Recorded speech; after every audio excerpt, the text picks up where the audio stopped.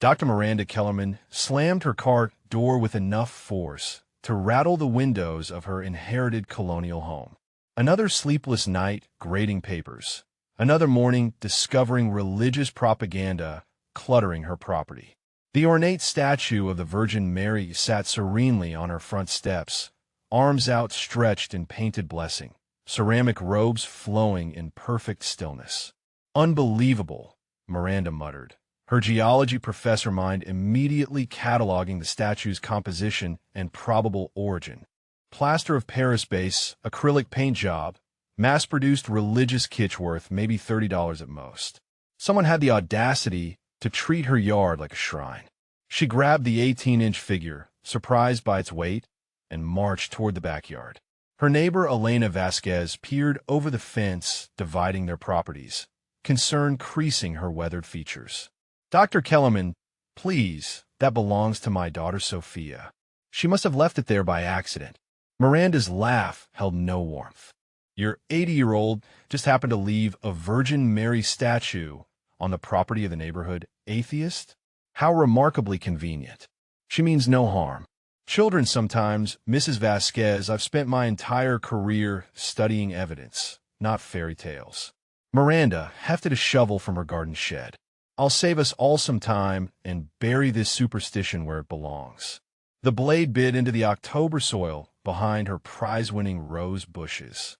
Each scoop carried the fury of a woman who had watched faith fail spectacularly when it mattered most. Down went the statue, face first into the dark earth, ceramic hands disappearing beneath the dirt like a drowning victim. Elena's voice carried across the fence, soft but persistent. "Some things resist being buried, Doctor." Miranda tamped down the soil with unnecessary force. "Everything stays buried, Mrs. Vasquez. Everything." Miranda's morning coffee turned cold in her hands as she stared through her kitchen window. The Virgin Mary statue sat exactly where she had found it yesterday, ceramic hands folded in prayer on her front steps. Impossible. She had buried the thing herself, packed the earth down tight, even scattered fallen leaves over the disturbed soil. Her bare feet slapped against the hardwood floor as she rushed outside, bathrobe flapping behind her. The backyard revealed her worst fears confirmed. The burial site showed no signs of disturbance. No disturbed earth, no scattered dirt, no evidence of nocturnal excavation. Yet somehow the statue had migrated 20 yards to resume its vigil on her doorstep. "This is ridiculous," she announced to the empty morning air. Someone was playing an elaborate prank, probably that religious family next door. Well, two could play this game. Miranda retrieved her shovel and dug a new hole, this time 3 feet deep beside her garden shed. She dropped the statue face down again, filled the cavity, and wheeled her heaviest planters on top. Let them try to retrieve their precious idol now. Back inside, she powered up her laptop and ordered a wireless security camera system with overnight delivery. Dr. Miranda Kellerman did not believe in miracles, but she absolutely believed in gathering evidence. Whatever neighborhood prankster thought they could gaslight a woman with 2 doctoral degrees would learn otherwise. If stories like this move you and you believe in moments where faith meets the unexplainable, make sure you subscribe to Touched by Light, where more true, extraordinary stories await. Her phone buzzed with a text from Elena Vasquez. "The statue chooses where it belongs, Doctor. Fighting it only makes the lesson harder." Miranda deleted the message without responding. She had spent 43 years building her reputation on facts and evidence.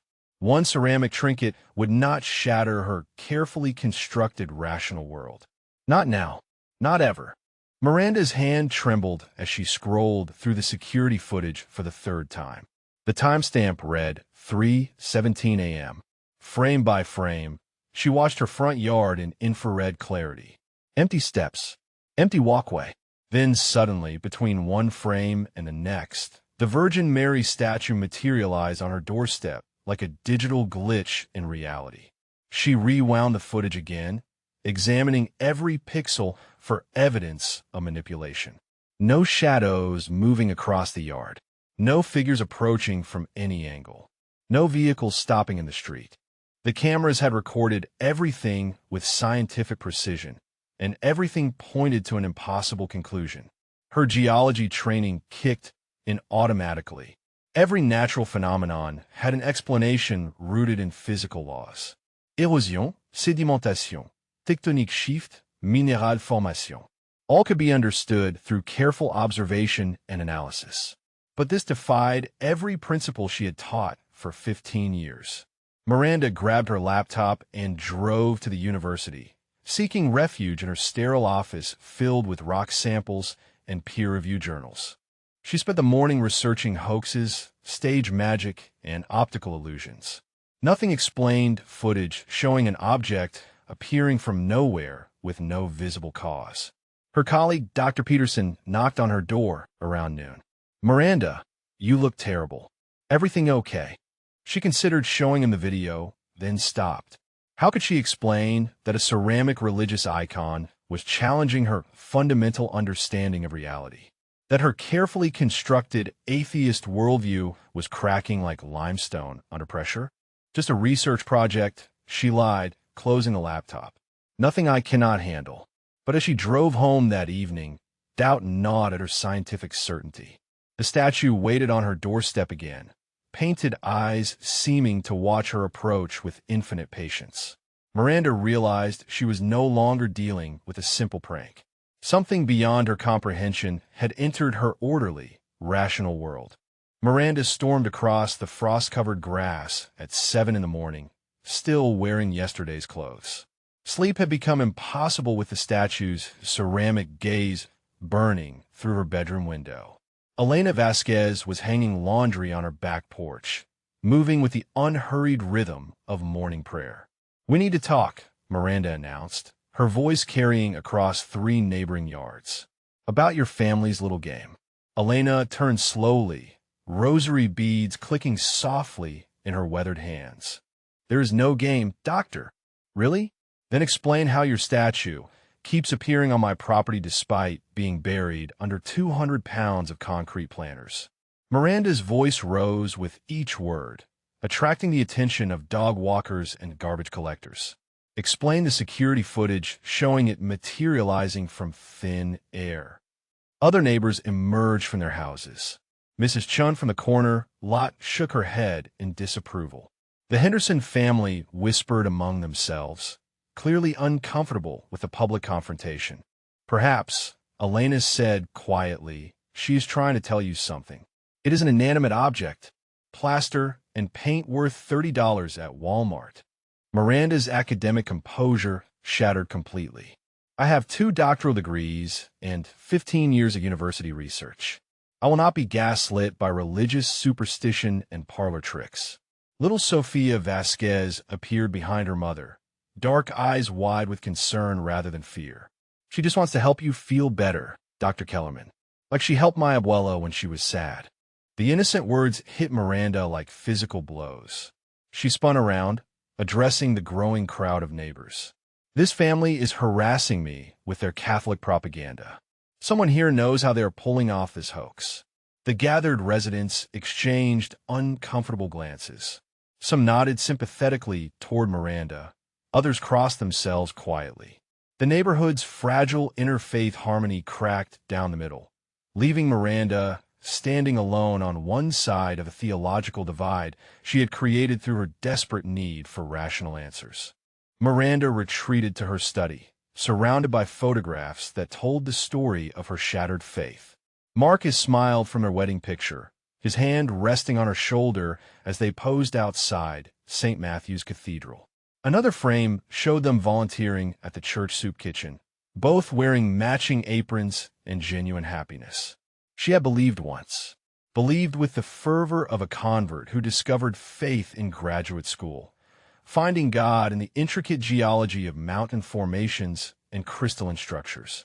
Marcus had shared that wonder, their marriage built on a foundation of shared devotion and scientific curiosity about divine creation. Then came the diagnosis. Stage 4 pancreatic cancer at 38 years old. 6 months to live, the doctor said.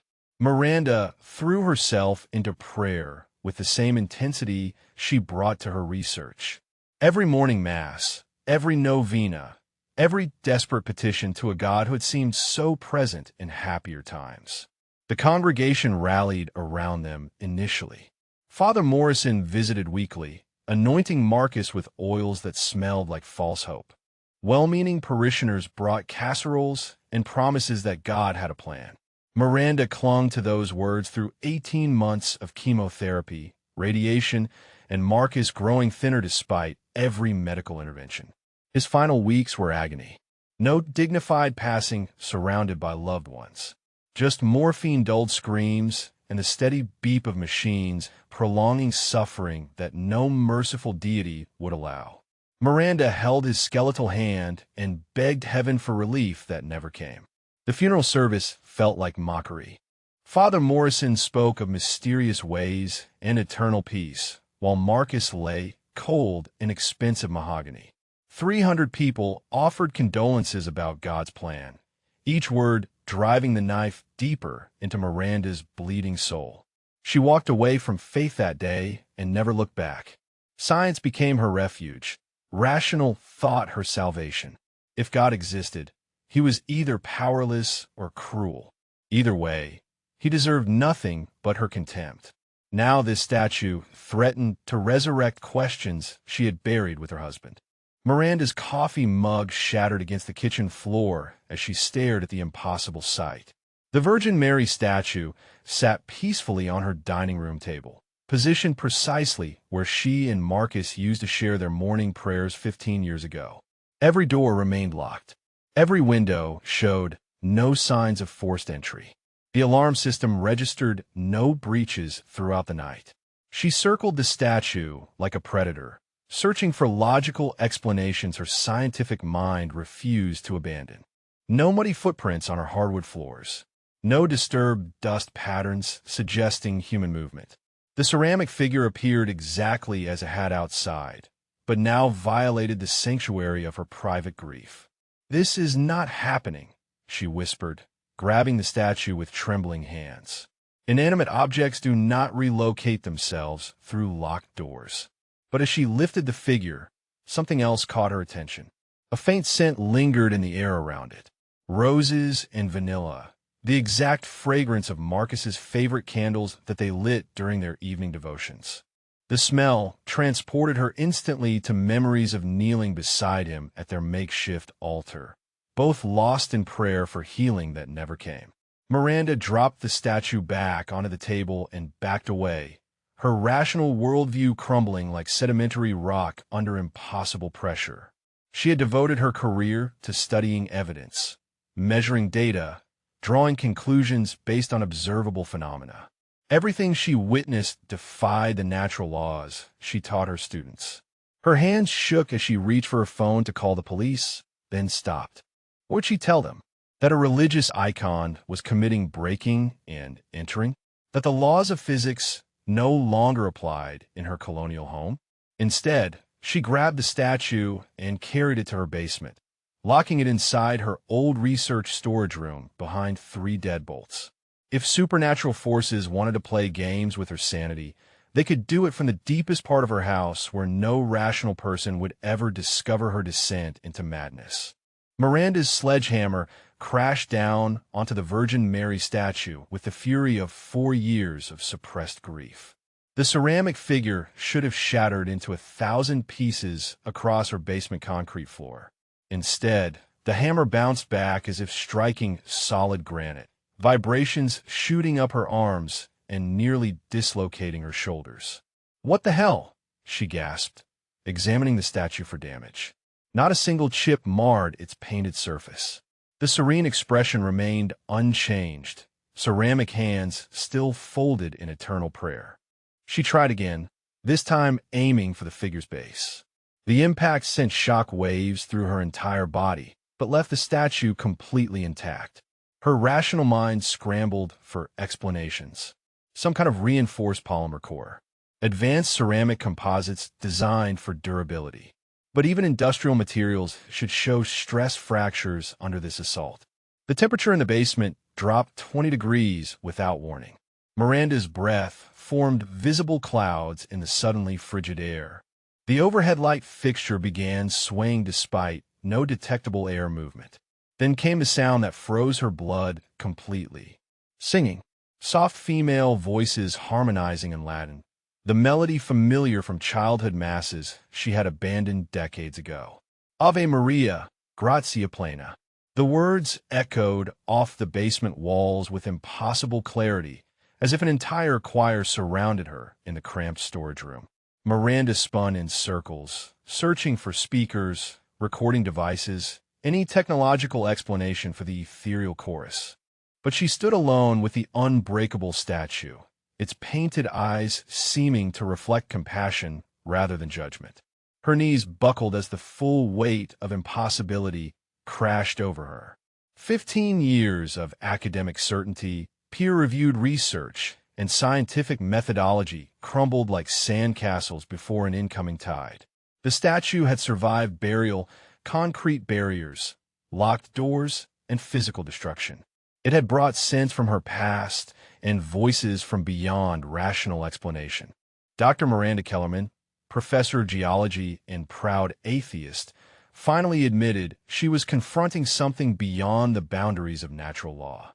Miranda's office door remained locked for the third consecutive day as concerned colleagues gathered in the hallway outside. Dr. Peterson pressed his ear to the wood, hearing nothing but muffled typing and occasional outbursts of frustrated cursing. "She missed the faculty meeting again," whispered Professor Hayes. "Department head is asking questions." Inside, Miranda surrounded herself with printouts of security footage, theological research, and scientific papers on mass hallucinations. Her laptop screen displayed frame-by-frame analysis of the statue's impossible appearances, each timestamp circled in red ink like evidence in a criminal investigation. Her phone buzzed constantly with ignored calls. Her sister from Portland, her research partner from the Geological Survey, students wondering about missed classes and ungraded assignments. The outside world felt increasingly irrelevant compared to solving the mystery consuming her sanity. A knock interrupted her obsessive analysis. "Miranda, it's Janet from Counseling Services. People are worried about you." Miranda considered opening the door, then looked at her reflection in the computer screen. Hollow eyes, unwashed hair, the same clothes she had worn for 4 days. How could she explain that a ceramic religious icon was systematically dismantling her understanding of reality? "I'm fine," she called out, her voice hoarse from disuse. "Just working on a complex research project. This isn't like you. Missing classes, avoiding colleagues.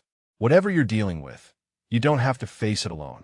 But isolation felt safer than admitting she had spent the previous night trying to communicate with an inanimate object, asking it questions about the nature of existence and divine intervention. Safer than confessing she was considering possibilities that would destroy her academic reputation and professional credibility. After Janet's footsteps faded, Miranda returned to her screens. Somewhere in this data lay rational explanations for everything she had witnessed. She just needed more time to find them before admitting that Dr. Miranda Kellerman, respected scientist and proud atheist, might have been wrong about the fundamental nature of reality. Lightning split the October sky as Miranda stumbled into her backyard, rain soaking through her thin nightgown within seconds. The Virgin Mary statue waited on her porch again, ceramic face serene despite the violent storm raging around them both. "What do you want from me?" she screamed over the thunder, falling to her knees in the muddy grass. "I buried you. I locked you away. I tried to destroy you. Why won't you leave me alone?" The statue offered no response except its eternal expression of compassion, painted hands forever extended in blessing. Miranda crawled closer, no longer caring about dignity or rational thought. "Marcus prayed to you every single day," she sobbed, rain and tears indistinguishable on her face. "He believed with everything he had. We both did. And you let him die in agony, while I begged heaven for mercy that never came." Another lightning flash illuminated her tortured features. For years of suppressed grief poured out into the storm, raw and primal as the thunder that answered her cries. Where were you when he needed you most? Where was your miraculous intervention when cancer ate him alive piece by piece? I watched the kindest man I ever knew suffer for 18 months while priests promised your love and protection. She pressed her palms against the muddy earth, the same ground where she had tried to bury both the statue and her memories. If you're real, if any of this means something, then tell me why good people suffer while evil thrives. Explain why faith fails when we need it most. The wind howled through the trees, bending branches that had sheltered her and Marcus during happier times. Miranda looked up at the statue through the storm, no longer the composed professor or militant atheist, just a broken woman desperate for answers to questions that had tormented her since she lost everything that mattered. Please, she whispered into the darkness. I need to understand. I need to know if any of this pain has meaning, or if we're just alone in an indifferent universe. The storm ended as suddenly as it began, leaving Miranda kneeling in her muddy yard beneath a canopy of stars that seemed impossibly bright. The air itself felt different, charged with something beyond electricity from the departed lightning. She looked up at the Virgin Mary statue, and for the first time in 4 years, felt no anger. A warmth spread through her chest despite her rain-soaked clothing. Not the heat of fever or emotion, but something deeper that seemed to emanate from the ceramic figure before her.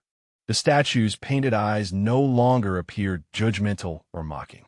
Instead, Miranda saw infinite patience, the expression of a mother watching a beloved child work through difficult lessons.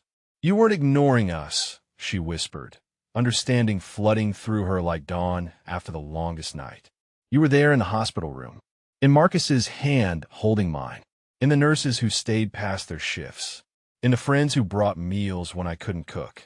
The memories came differently now, viewed through a lens she had refused to use for 4 years.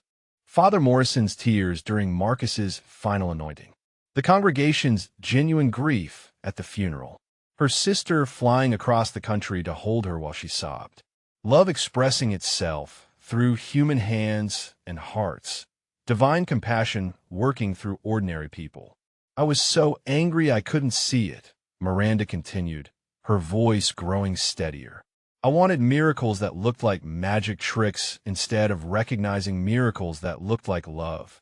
She reached toward the statue, no longer trying to destroy or bury it.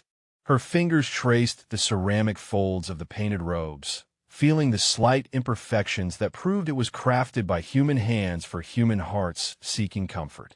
The weight in her chest began lifting, not the burden of grief disappearing, but transforming into something bearable. Marcus was still gone. The pain of his loss would always remain. But perhaps that pain could coexist with purpose, with connection, with hope that love transcended even death. Miranda stood on Elena's doorstep at sunrise, the Virgin Mary statue cradled carefully in her arms like a sleeping child. She had changed into clean clothes and combed her hair for the first time in days, though exhaustion still lined her face from the previous night's revelation. Elena opened the door without surprise, as if she had been expecting this moment all along. Dr. Kellerman, please come in. The Vasquez kitchen smelled of fresh coffee and homemade tortillas.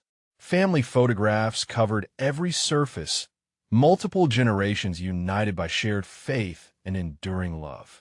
Miranda set the statue gently on the worn wooden table where it seemed perfectly at home.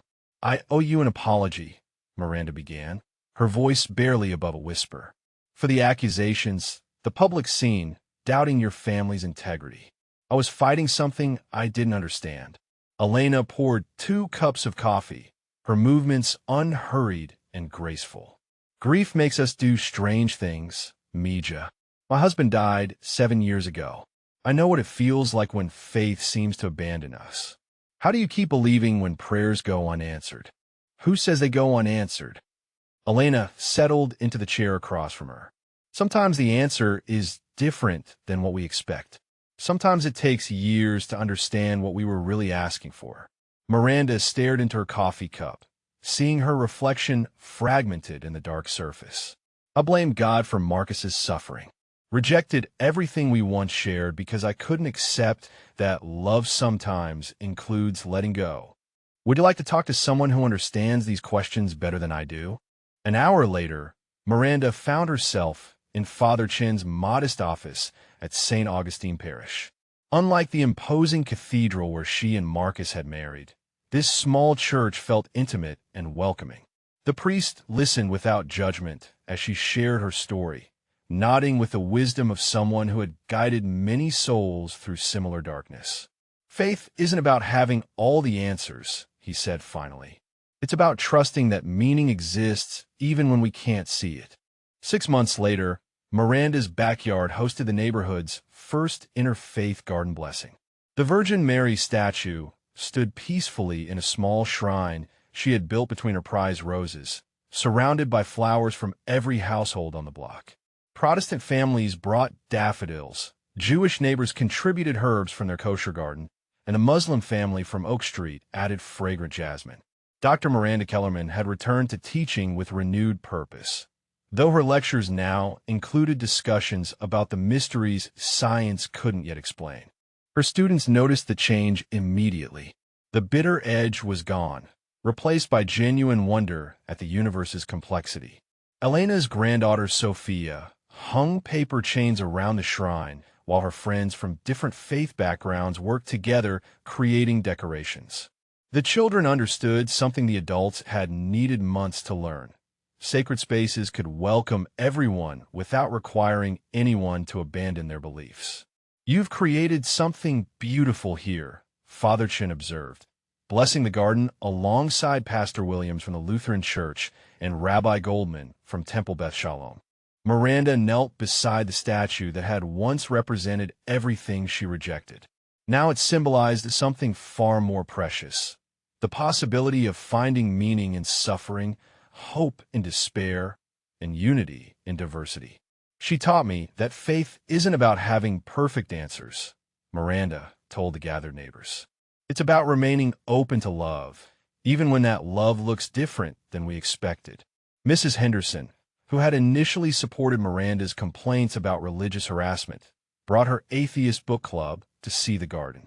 Several members lingered after the blessing, asking thoughtful questions about spiritual experiences and rational faith. Have you ever witnessed something that science couldn't explain? Share your story in the comments below and let us know if you've experienced moments where the impossible became possible. The statue remained in Miranda's garden, no longer buried or rejected, but welcomed as a reminder that some mysteries were meant to be embraced rather than solved. Every morning, she tended the flowers and whispered thanks for lessons learned through loss, healing found in surrender.